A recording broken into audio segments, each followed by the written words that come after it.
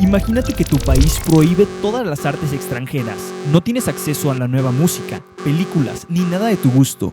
¿Qué es lo que harías para evitar perderte de la nueva revolución cultural? Te voy a contar la historia de cómo la sociedad rusa luchó en contra de su gobierno para vencer la censura e introducir el nuevo éxito cultural que fue el rock and roll. Es 1945, el fin de la Segunda Guerra Mundial. Artistas de todo el mundo expresaban los sentimientos de la sociedad a través de su arte. Así una revolución cultural comenzó a tomar forma. En la música comenzó la mayor transformación en la historia, con la evolución del blues, el soul, el rhythm and blues y finalmente el nacimiento del rock and roll. La música que se convirtió en un símbolo de libertad, rebeldía y celebración. Sin embargo, en la Unión Soviética, el Estado no compartía el entusiasmo del mundo occidental. En lugar de celebrar, el Estado Federal de la URSS se sumió en un periodo de censura total en las artes, prohibiendo toda influencia extranjera. El arte, la arquitectura, el cine y, por supuesto, la música fueron declarados ilegales. Esta censura total creó una gran demanda en la sociedad por la música que estaba transformando al mundo culturalmente, y para los locales, su consumo se convirtió en un acto considerado como crimen. No solamente fueron prohibidas ciertas canciones, sino artistas, la venta e incluso la reproducción de la música. En aquellos tiempos, en San Petersburgo, anteriormente conocido como Leningrado, un joven de 19 años llamado Ruslan Bogoslovsky estaba en completo desacuerdo de la censura de la música. Apasionado de la música extranjera, ingeniero en audio, obviamente estaba en desacuerdo de esto. En esos tiempos, él estaba familiarizado con un proceso de grabación que se hacía similar al del vinilo, en el cual los reporteros hacían sus notas de voz o pequeñas grabaciones y las guardaba en un disco. Conociendo este proceso, él empezó a experimentar hacer sus propias máquinas en el cual pudiera, en vez de grabar reportajes, poder grabar música. Joven, apasionado y enojado por la censura, intentó buscar la manera en la cual pudiera seguir escuchando su música, y más por lo que estaba causando en el occidente y en el resto del mundo. Tras varios intentos y muchos fracasos, consiguió hacer una máquina que le permitía hacer lo que estaba buscando. Y esta tecnología sabía que iba a ser un paso fundamental para poder continuar con su búsqueda de traer esa alegría a un mundo censurado. Alegre con su gran éxito, él pensaba que ya tenía todo lo que necesitaba para compartir la música, pero apenas estaban comenzando sus problemas. En esos entonces, el formato más común que existía para compartir la música era el vinilo, material que estaba escaso después de la Segunda Guerra y era exageradamente caro, aproximadamente un mes de salario para conseguir un disco. Ruslan se dio cuenta que iba a ser extremadamente difícil no solo grabarlo, sino conseguir el material y luego buscar quién pudiera comprar eso. Aquí fue donde Ruslan tomó la decisión de comenzar a hacer experimentos con distintos materiales, buscando que compartieran las propiedades necesarias que él necesitaba para escuchar música de una manera decente.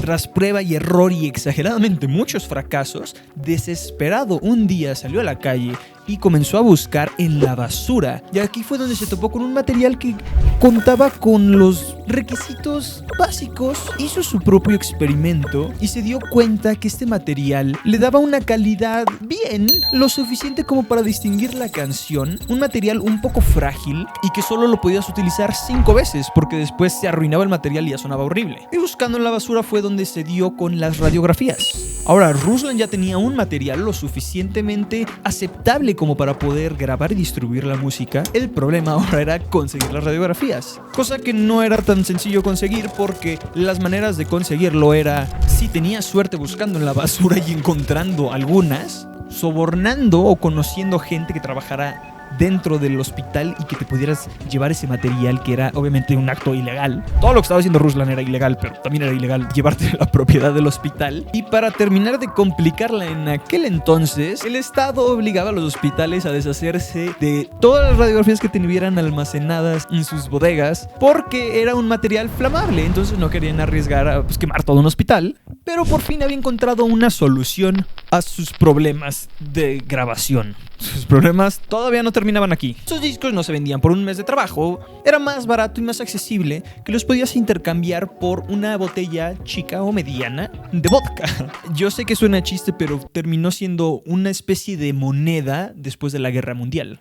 Así fue como en distintos festivales o en las calles empezó a correr la voz de que ya existía esta música de huesos, música de costillas, discos en costillas, que a través de estos discos ilegales conseguían música que estaba siendo un éxito internacional y revolucionando al mundo, cosa que a mucha gente le interesó. Pero el trabajo era exageradamente exhaustivo, porque tenías que recortar manualmente la radiografía en un círculo, con el cigarro hacer un hoyo para que pudiera dar vueltas y reproducirse nuevamente como 5 veces, porque después el material se convertía inservible.